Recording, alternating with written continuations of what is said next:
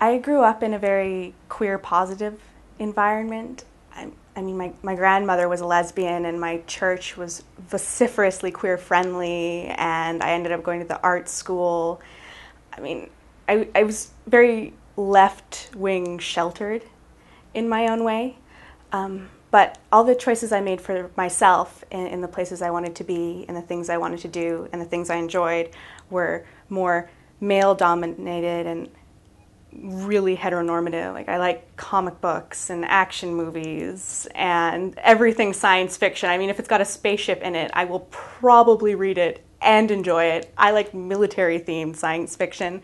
And I mean, of all of the places to pick, that's the one where gay people are the most invisible. Anybody less normative. I mean, aliens with tentacles are okay, but a trans person, you'd never ever find them. It's like they engineered them out or something, and it's horrifying and upsetting.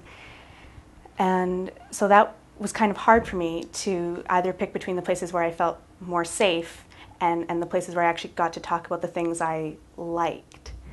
But then there was the internet.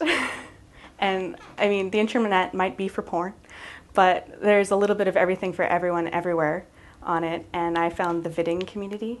And vidding is where people take clips from a show and then arrange them to music, either to tell a story or make a point, to highlight something they enjoyed or something they hated about a source, to draw the similarities between things across genres. So women going insane, for instance, or the traumatic backstories on action hero movie types.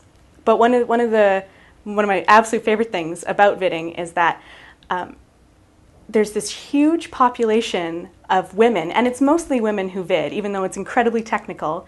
It's not, fluffy knitting or crocheting, which is stereotypically acceptable for women to do in groups, but it's very technical, and it's mostly women, and a lot of them talk about queer people.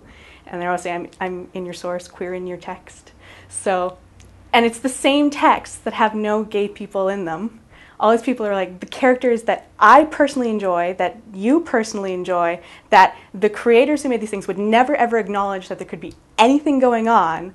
We're going to highlight all the clips of them staring too long at each other or huddling just a little bit too close, and we're going to talk about it and draw it out and create queer characters where none of them were. We're going to force it to happen when it wouldn't have been there. And just by doing that, it made the other spaces that weren't so safe, just watching the source or going to other conventions or hanging out with other people, much more friendly to me, because I knew that there was a place where I could go, and I knew that other people saw the text the way I did and did the things to the text that I did also. And so that was, I guess, also a pivotal moment, as well as a safe space, as well as, I guess, queer kissing. So there you go.